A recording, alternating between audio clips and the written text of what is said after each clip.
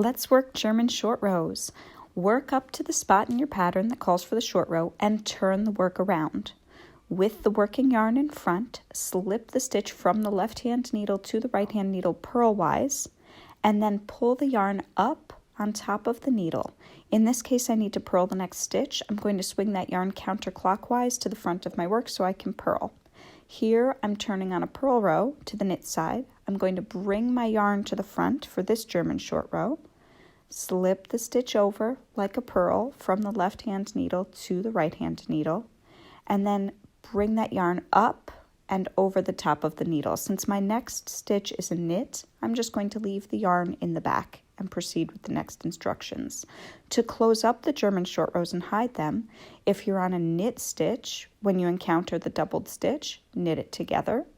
And if you're on a purl stitch, when you encounter the doubled stitch, purl it together. Happy knitting!